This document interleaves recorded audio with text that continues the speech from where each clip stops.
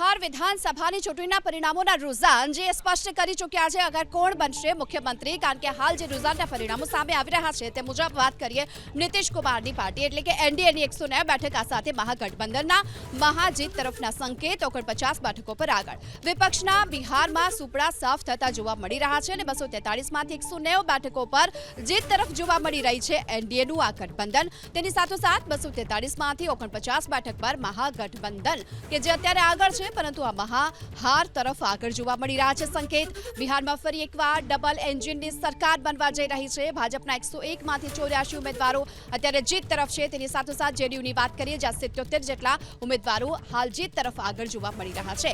આ સાથે એલજેપીઆર જે રામવિલાસ પાસવાન અને ચિરાગ પાસવાન તેમની આ પાર્ટી જે 22 બેઠકો પર અત્યારે આગળ છે, પરંતુ સૌથી મહત્વની વાત એ છે કે લાલુના બંને દીકરાઓ અત્યારે હાર તરફ છે. તેજસ્વી યાદવ જે 5604 મતોથી અત્યારે પાછળ ચાલી રહ્યા છે, તેની સાથોસાથ તેજ પ્રતાપ યાદવ જેમણે પોતાની અલગથી પાર્ટી બનાવી, અલગથી ચૂંટણી લડ્યા, પરંતુ હાર તેમની અહીં નિશ્ચિત માનવામાં આવી રહી છે. ભાજપના 101 માંથી 85 ઉમેદવાર આગળ છે, કારણ કે આ વખતે 243 બેઠકોમાંથી જ્યારે બેઠકોની વહેંચણી કરવામાં આવી તો આ દરમિયાન બીજેપી જેડીયુ બંને એક સરખી બેઠકો પર ચૂંટણી લડ્યા હતા અને તેની અસર હાલના પરિણામ પર ચોક્કસથી જોવા મળી રહી છે. અને તેનું જ કારણ છે કે ફરી એક વખત નીતિશ કુમારની સરકાર બનવા જઈ રહી છે અને આ તીર છે બરાબર નિશાન પર લાગતું જોવા મળી રહ્યું છે. ચોક્કસથી બિહારની જનતાએ સ્પષ્ટ સંદેશ આપી દીધો છે. પ્રચંડ બહુમત સાથે એનડીએની સરકાર બનવા જઈ રહી છે અને બિહારની જનતા જાણે છે કે ફરી જંગલરાજના અંધકારમાં નથી જવું, પરંતુ વિકાસના મોડેલ તરફ જ જવું છે.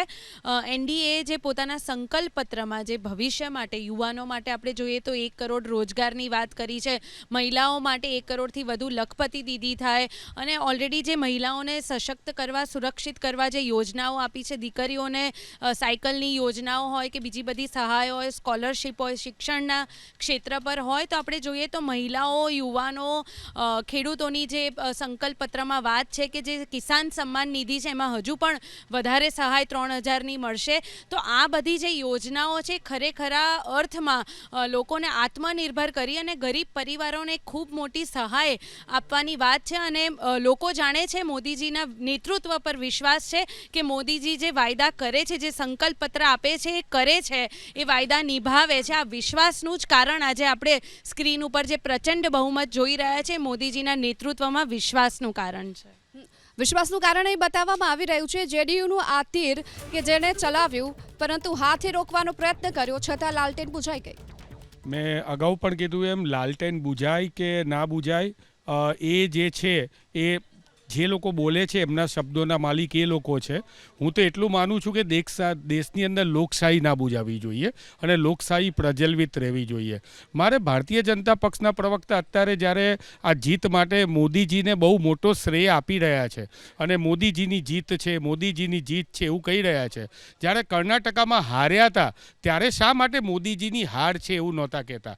તો આ વખતે જ્યારે મહાગઠબંધન છે હાર તરફ છે તો કોણ લેશે જવાબદારી આ હારની?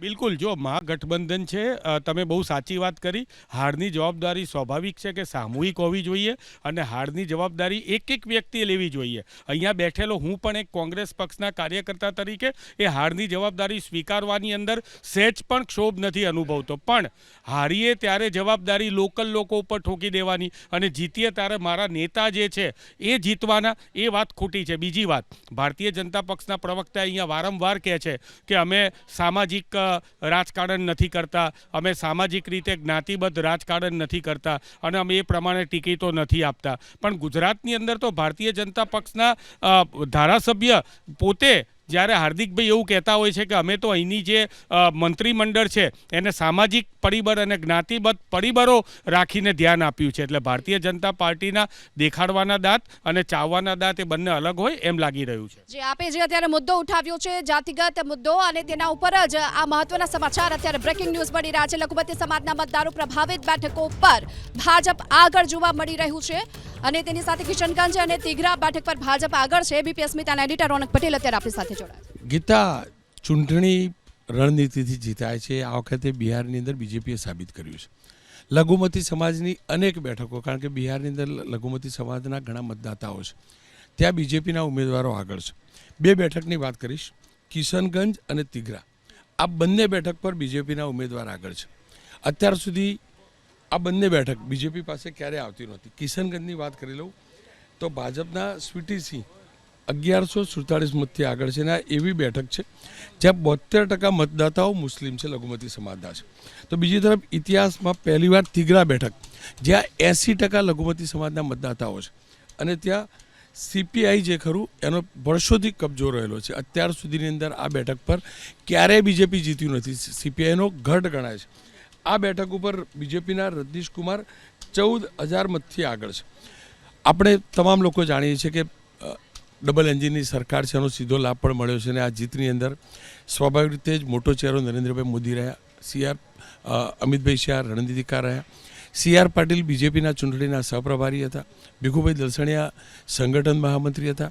માત્ર આટલી વાત નહોતી, બીજેપીએ ગુજરાતમાંથી, કારણ કે આખી રણનીતિને સમજે છે, કેન્દ્રીય નેતૃત્વની રણનીતિને જાણે છે બીજેપીના નેતાઓ, એટલે બીજેપીના ધારાસભ્યો સાંસદો જે ગુજરાતથી છે એમને ત્યાં મોકલવામાં આવ્યા હતા. આ બંને બેઠકની વાત કરું તો સુરતથી અનેક કાર્યકર્તાઓને આ બેઠકની જવાબદારી સોંપાઈ હતી અને ગણતરી સાથે જવાબદારી સોંપાઈ હતી. હું જે જાણું છું એ પ્રકારે દિનેશ રાજ પુરોહિત CR પાટીલના ઘણા નજીકના છે, બીજેપીના કોર્પોરેટર પણ છે, એમની આખી ટીમને આ બંને બેઠકની જવાબદારી સોંપાઈ હતી. ક્લિયર કહેવાયું હતું કે આ બંને બેઠકો જીતવી અઘરી છે, આ પ્રકારના સમીકરણ છે, જીતવી જરૂરી છે અને જીતવી જ છે. તો બંને બેઠકો ઉપર સ્પષ્ટ દેખાઈ રહ્યું છે. ખાસ કરીને કિશનગંજમાં તો હજુ પણ કાંટાની ટક્કર માની શકાય, કારણ કે 1147 મતથી આગળ છે. પણ બીજી બેઠક તિગરા જે ક્યારેય બીજેપી નહોતું જીતતું, ક્યારેય શક્ય જ નહોતું, સીપીઆઈનો ગઢ હતો, કોંગ્રેસનો બી નહીં, સીપીઆઈનો ગઢ હતો. એ ગઢને ધ્વંસ કરે તેવા સ્પષ્ટ સંકેત છે. 7 રાઉન્ડ થઈ ચૂક્યા છે, 17,000 કરતાં આગળ છે. કુલ મળીને હકીકત એ છે કે માત્ર યાત્રાઓથી નહીં પણ રણનીતિથી અને કાર્યકર્તાઓના પરિશ્રમથી ચૂંટણી જીતી શકાય છે અને જ્ઞાતિવાદી સમીકરણોથી પણ વિપરીત પરિણામ લાવી શકાય છે, એ બીજેપીએ સાબિત કર્યું છે. જી, અને પહેલેથી ભાજપની એ સ્ટ્રેટેજી રહી છે કે જે બૂથ લેવલની કામગીરી છે તેના માટે જ તે જાણીતું છે અને એ જ પ્રકારના પરિણામમાં પણ અત્યારે જનકભાઈ જોવા મળી રહ્યું છે. જે પ્રકારે આ જાતિગત વિષયોની જે વાત આવે, ટિકિટ વહેંચણી તેને લઈને એ પ્રકારે કરવામાં આવી. બિહારમાં મુદ્દો જબરજસ્તીથી ઉછળ્યો હતો, પરંતુ છતાં પણ અહીં કેટલીક બેઠકો એવા છે કે જે આ પરિણામ આશ્ચર્યજનક. એટલે રોનકભાઈની વાતને હું આગળ વધારું છું કે ગુજરાતમાંથી બહુ મોટી સંખ્યામાં ભાજપના ધારાસભ્યો, સંસદ સભ્યો અને કાર્યકર્તા અને આગેવાનો બહુ મોટી સંખ્યામાં ગયા હતા. હું મોટાભાગના ઘણા બધા લોકોના સંપર્કમાં પણ હતો. ભાજપના જે અહીંથી ધારાસભ્યો ગયા છે એને કોઈને ભાજપના ઉમેદવારની સીટ સોંપી જેવું નથી. એને 3 સીટ સોંપી હોય તો એમાં 1 કે 2 ભાજપના હોય, 1 જેડીયુના હોય કે એલજીપીના હોય, આ બધાની સીટો એમને સોંપેલી હતી જે ઉમેદવાર એટલા બીજા પક્ષના હોય. એમ છતાં પણ એમણે 3 બેઠકો કે 4 બેઠકો ઉપર એક સરખી રીતે કામ કર્યું છે અને બધાને જીતાડવા માટે પ્રયત્નો કર્યા છે. ત્યાં એણે એનડીએ જોયું છે, પાર્ટી નથી જોઈ અને એને કારણે જે બળ મળવું જે બૂથ ઉપરનું એ ભાજપના અહીંથી ગયેલા અનુભવી લોકોએ પૂરેપૂરું મહેનત કરી છે. મને એક નેતા એવું પણ કીધું કે મારા વિસ્તારમાં એક બેઠક એવી છે કે ત્યાં 65% મુસ્લિમો જે છે, છતાં પણ મારે બધું ભેગું કરીને એ બેઠક જીતાડવાની છે. આ પ્રયત્નો જે અહીંથી ગયા છે બધા નેતાઓએ કર્યા છે. એટલે ભાજપમાં જે બૂથ લેવલનું આયોજન છે, માઇક્રો લેવલનું આયોજન છે, એ બધા અને સંકલન છે, એને કારણે એ રિઝલ્ટ આવી શકે છે. કોંગ્રેસના અહીંથી કોઈ પણ નેતા ગયા નથી. કોંગ્રેસને જે કંઈ ખામી છે એ સંગઠનની છે, એને કારણે એ પરિણામ નથી લાવી શકતું. તો વારંવાર એ સવાલ ઉઠી રહ્યા છે કે આખરે કોંગ્રેસનું આ પ્રકારની હાર કેમ ત્યાં થઈ રહી છે અને કેમ આ પ્રકારનું નબળું જે પ્રદર્શન જોવા મળી રહ્યું છે. સવાલ રાહુલ ગાંધી પર ઉઠી રહ્યા છે. આ સાથોસાથ શું અહીંથી પણ ગુજરાતથી પણ કોંગ્રેસના નેતાઓને ત્યાં નહોતા મોકલવામાં આવ્યા? શું કારણ શું? તમારો સવાલ વ્યાજબી હોઈ શકે, परंतु भारतीय राष्ट्रीय कांग्रेस ना एक सैनिक तरीके योद्धा का धर्म होता है खून के आखिरी कतरे तक लड़ना. ज्यां सुधी बपोरना 2 नहीं वागे अने हाफ ऑफ दी काउंटिंग पूरू नहीं थाय ત્યાં સુધી ભારતીય રાષ્ટ્રીય કોંગ્રેસનો કોઈ પણ કાર્યકર્તા વિનમ્રતાથી હાર નહીં સ્વીકારે. પરંતુ 2 વાગ્યા પછી પણ જો આ ટ્રેન કન્ટિન્યુ રહે છે તો હું હાથ જોડીને એબીપીના માધ્યમથી હાર સ્વીકારી લઈશ, નૈતિકતાથી સ્વીકારીશ. એ વાત સાચી છે. સાથે સાથે એ વાત પણ સ્પષ્ટ કરવા માગું છું કે ભાજપના પ્રવક્તા એવું બોલ્યા કે હજી સુધી કોંગ્રેસ ઈવીએમને વચ્ચે કેમ નથી લાવ્યું. તો એમની ઈચ્છા હું પૂરી કરી દઉં. ઈવીએમને વચ્ચે લાવીને સમસ્તીપુર વિધાનસભાની ચૂંટણી પતી એના પછી તમને ખબર છે કે ત્યાં આ એબીપીના કેમેરાએ બતાવેલા છે આ વીવીપેટની રિસિપ્ટ ત્યાં રોડ ઉપર જોવા મળી. ભારત દેશના ઇતિહાસમાં જ્યારથી વીવીપેટ આવ્યું છે ત્યાર ચૂંટણી આયોગે તો એવું પણ કીધું હતું કે જે આ સમસ્તીપુરમાં વીવીપેટની જે પરચીઓ મળી છે એ તમામ પરચીઓ મોકપોલની હતી. હા, તો પછી જે ત્યાંના પોલિંગ ઓફિસર અને એજન્ટો હતા એને સસ્પેન્ડ કેમ કર્યા ભાઈ? જો ચૂંટણી આયોગ સાચું છે કે આ તો ખાલી પેલા ડમી, એટલે ચૂંટણી આયોગની વાત સાથે આપ સંમત નથી? ચૂંટણી આયોગની વાત સાથે તો કોઈ નાનું બાળક પણ સંમત નથી. એ લોકો પણ એવું કે છે વોટ ચોર ગાદી છોડ, એટલે વિષય એ નથી. અચ્છા, આપ ચૂંટણી પંચ ઉપર જે સવાલ ઉઠાવી રહ્યા છે, રાજકીય વિશ્લેષક પણ આપણી સાથે છે, આપે આ તમામ ચર્ચા સાંભળી, આપનો મત? देखिए मैं तो खुद बिहार से भी आता हूँ. बिहार में माइग्रेशन दो टाइप के हैं. एक माइग्रेशन जंगल राज से डर के 90 से 2005 तक का जो जंगल राज था उससे डर के जो माइग्रेशन हुआ था, और दूसरा माइग्रेशन बेरोजगारी के चलते जो होता है. तो अभी नीतीश कुमार के 10 साल, पिछले 10 साल से जो उनका 2005 के बाद से जो सुशासन था, उसके बाद लोगों का विश्वास थोड़ा होना चालू हुआ था, और वो माइग्रेशन जो जंगल राज से डर के हुआ था वो धीरे धीरे अब बिहार में अपना विश्वास जताने लगे थे, और वापस जाने के लिए अपने बच्चों को ये बताने लगे थे कि यहाँ पे भी हम लोग कुछ कर सकते हैं या अपने को जाना चाहिए. पिछले 1-1.5 सालों में जो भी लॉ एंड ऑर्डर या इसका जो हालत वहाँ हुआ है, फिर से कई मर्डर और फिरौती ये सब हुए हैं, इसके बावजूद भी आज जो मैंडेट दिख रहा है केंद्र सरकार और राज्य सरकार नीतीश कुमार के सुशासन पे, वो सिर्फ पीछे के कार्यों पे नहीं, आगे की आशा के लिए भी दिख रहा है कि ये दोनों, केंद्र सरकार और राज्य सरकार दोनों की जिम्मेदारी बनती है कि जो मूलभूत समस्याएं हैं, आज भी बिहार की जो प्रति व्यक्ति आय है वो केंद्र से 1/3 है.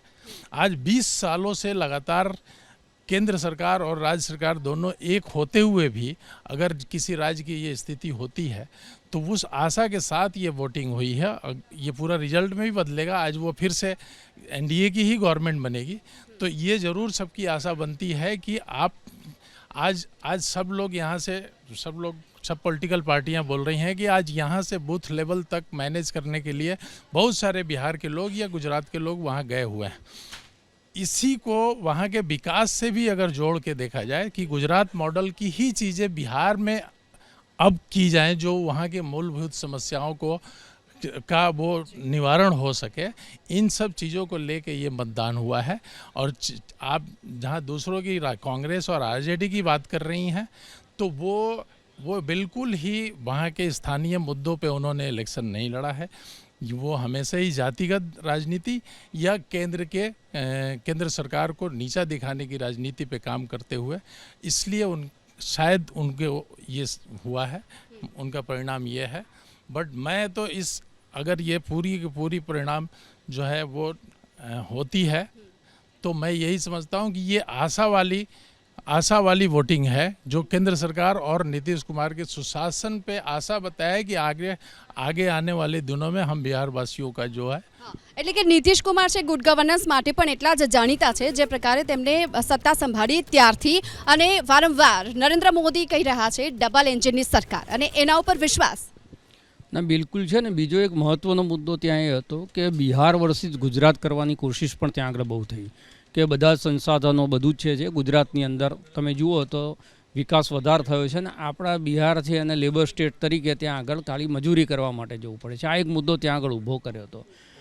પણ એની અંદર ભારતીય જનતા પાર્ટીએ સ્માર્ટલી એવું કર્યું કે જે લોકો ગુજરાતની અંદર આવી અને એમનું કામ કરતા હતા અને રોજગારી મેળવતા હતા, એવા લોકોના માધ્યમથી ત્યાં આગળ એક પ્રચાર ઝુંબેશ શરૂ કરી, અને એમણે ગુજરાત એ આજથી 30 વર્ષ પહેલાં કેવું હતું ને હવે 30 વર્ષ પછી કેવું છે એની એક કમ્પેરિઝન ત્યાં આગળ મૂકવાની શરૂ કરીને એમણે એમ કીધું કે હવે એ જ રસ્તા ઉપર અમે બિહારને અત્યારે 15 વર્ષ અમે જે છે એ પાછળનું જે જંગલ રાજ હતું એને સુધારવામાં અમે લગાડ્યા છે. હવે ખરો જે વિકાસની યાત્રા છે એ હવે શરૂ થવા જઈ રહી છે. એટલે તમે સ્થિર સરકાર, જે 15 વર્ષથી ડેવલપમેન્ટ માટે કામ કરતી સરકાર, ડબલ એન્જિનની સરકાર જે છે, એને વધુ 5 વર્ષ નહીં આપો તો ફરી વખતે પાછું પેલું જંગલરાજવાળું સમસ્યા ઊભી થશે અને 15 વર્ષની અમારી મહેનત ઉપર પાણી ફરશે. આ પ્રકારનો એક પ્રચાર કર્યો હતો. આમાં કેવું છે કે મુદ્દાઓ બધા જ પક્ષ પોતપોતાના મૂકે. આખરે જનતાને કન્વિન્સ કરવામાં કોણ સફળ થયું છે એ સૌથી મોટી વાત છે. સભાઓ, રેલીઓ, રોડ શો, આનાથી ચૂંટણીઓ જીતાતી નથી. માહોલ ચોક્કસ બને, પણ એ માહોલ બન્યા પછી એને વોટમાં કન્વર્ટ કરવા માટેનું જે મિકેનિઝમ જોઈએ, જેમ હમણાં રોનકભાઈએ કીધું એમ કે એક સીટ ઉપર તમારે કોણ મતદાર છે અને એમાં કી વોટર્સ કોણ હોઈ શકે કે ત્યાં જઈ અને એને તમારી તરફેણમાં કરી શકે. એટલે જે નબળી સીટ છે એના ઉપર વધારે ધ્યાન આપવું અને જે મજબૂત સીટ છે એ વધારે મજબૂત કેવી રીતે થાય એની એક રણનીતિ બનાવી. એમાંય સોશિયલ એન્જિનિયરિંગ, જે પાર્ટીઓના કારણે ગઈ વખતે ઓછા વોટ આવ્યા હતા કાં તો વોટ કપાયા હતા એવી પાર્ટીઓને પોતાની સાથે લેવી, આ બધી જ રણનીતિ જે છે એ ક્યાંક ને ક્યાંક કામ કરતી હોય છે. મુદ્દા તો મુદ્દાની જગ્યાએ હોય જ છે, પણ ઇલેક્શન મેનેજમેન્ટ જે છે એ બહુ મોટો રોલ ભજવતું હોય છે આની અંદર. એટલે કે મુદ્દાઓ છે બંને પક્ષો તરફથી આપવામાં આવ્યા હતા ચિંતનભાઈ, પરંતુ જે જનતાએ છે જે વિશ્વાસ મૂક્યો છે એનડીએ સરકાર પરના આ મુદ્દાઓ પર, કારણ કે મહાગઠબંધન તરફથી તેજસ્વી યાદવે જે પ્રકારની મહિલાઓને છે રૂપિયા જમા કરાવવા માટેની પણ યોજનાઓ આપી હતી, આ તરફ જે એનડીએની સરકાર છે 1 કરોડ લોકોને નોકરીની સાથોસાથ મહિલાઓના ખાતામાં પણ 10,000 રૂપિયા જમા કરાવ્યા હતા. તો મુદ્દા કન્વિન્સ કરવામાં એનડીએ સફળ? હું એવું માનું છું કે મુદ્દા કન્વિન્સ કરાવવામાં એનડીએ સફળ રહી છે, એટલા માટે કે તમે જુઓ કે તેજસ્વી યાદવ સરકારે ઘણી બધી બાબતો નીતિશ કુમાર ઉપર પર્સનલ એટેક્સ ખૂબ કર્યા કે હવે ઉંમરલાયક થઈ રહ્યા છે, હવે તેમનું ધ્યાન રાજનીતિમાં નથી અથવા તો ભાજપ એમના ઉપર હાવી થઈ રહ્યું છે. પણ એમની પાસે એવા બીજા કોઈ કન્વિન્સિંગ મુદ્દા ન હતા કે જેનાથી વોટર્સ અપીલ થાય. હંમેશા એક મુદ્દો આપણે જોવો પડે ચૂંટણીમાં કે વોટર્સ અપીલ થવા જોઈએ. તમે માની લો કે કોંગ્રેસે વોટ ચોરીનો મુદ્દો ઉઠાવ્યો, તો વોટ ચોરીનો મુદ્દો સીધી રીતે જનતાને સ્પર્શતો નહોતો. જનતા હંમેશા એ વિચારે કે ક્યાં એમનો વિકાસ થશે. બીજી બાજુ તમે જુઓ કે તૂટેલા પુલવાળી બાબત જે હતી એ પણ ખૂબ ચગી ચૂંટણીના ઘણા વખત પહેલાં. પણ અલ્ટિમેટલી તમે જુઓ કે મેં ઘણી બધી જગ્યાએ ઇલેક્ટ્રોનિક મીડિયામાં જોયું કે જ્યારે લોકો વોટર્સની પાસે જતા ત્યારે એમનું કહેવું એમ હતું કે વિકાસ થયેલો છે, રસ્તા એમને મળી રહ્યા છે, પાણી મળી રહ્યું છે. અંતરિયાળ વિસ્તારમાં સૌથી મોટો મુદ્દો હતો પૂરનો, ત્યાં આગળ બિહારમાં. તો એ પૂરના મેનેજમેન્ટ માટે પણ સરકારે જે મોટી જાહેરાત કરી, તો હું એવું માનું છું કે આ બધી બાબતો સ્પર્શે છે સીધી રીતે જનતાને, અને જ્યાં સુધી જનતાને અપીલ કરતા મુદ્દા કોઈ પાર્ટી ન લાવે ત્યાં સુધી તેને વોટ ન મળે. એટલે તેજસ્વી યાદવ ઘણા વખતથી સત્તાથી દૂર છે, પણ એમના એજન્ડા કોઈ રીતે સ્વીકારાયા નથી. જ્યારે એનડીએની જે સરકાર હાલમાં પણ છે એના ઘણા બધા મુદ્દાને લોકોએ સ્વીકાર્યા છે, ચાહે મહિલાઓની બાબત હોય, યુવાઓના રોજગારની બાબત હોય કે ડેવલપમેન્ટની બાબત હોય. અને સૌથી મોટું મેં જોયું છે કે લોકોનું કહેવું એવું છે બિહારમાં કે આ જે વિકાસ થયો એના કારણે બિહારમાં જે ગુંડારાજ હતું એ લગભગ પૂરું થઈ ગયું છે. તો આવા બધા અનેક સામાજિક જે મુદ્દાઓ હોય છે એ સ્પષ્ટતા હોય છે, અને એને કારણે હું માનું છું કે જે સોશિયલ એન્જિનિયરિંગ આ રીતે કરવામાં આવ્યું છે એનડીએ થકી, અને ખાસ તો બીજેપીએ, તો એનો આ મને લાગે છે કે એક અસર એની આ હોવી જોઈએ, અને એ અપીલ કરી ગઈ છે. અને એમાં પણ હવે જેમ રોનકભાઈએ કહ્યું કે અહીંયા ગુજરાતમાંથી પણ ઘણા બધા ગયા હતા કાર્યકર્તાઓ, નેતાઓ. સૌથી મોટી વાત છે કે CR પાટીલને બિહારમાં સહપ્રભારી બનાવાયા હતા ચૂંટણીના. CR પાટીલ એક એવી વ્યક્તિ છે કે જેણે ગુજરાતની રાજનીતિમાં ચાણક્યનો રોલ અદા કર્યો છે. હવે ધીરે ધીરે હું માનું છું કે બીજા રાજ્યોમાં એટલે રાષ્ટ્રીય સ્તરે પણ CR પાટીલ ભાજપના એક નવા ચાણક્યના સ્વરૂપમાં ઉભરી રહ્યા છે, અને હવે આગામી સમયમાં મને લાગે છે કે એને ઘણી બધી કન્સિક્વન્સીસ દેખાશે. ભાજપને 2 ચાણક્ય મળી રહેશે, અમિત શાહની સાથોસાથ CR પાટીલ, અને તેના જ નેતૃત્વમાં હવે આગળની ચૂંટણી લડે ભાજપ, કદાચ એ પણ શક્યતા છે. આ સાથે આપણે અપડેટ પણ અત્યાર સુધીના જણાવી દઈએ. જે એનડીએ છે 189 બેઠકોની સાથોસાથ મહાગઠબંધન 50 બેઠક પર અને અન્ય 4 બેઠક પર આગળ છે.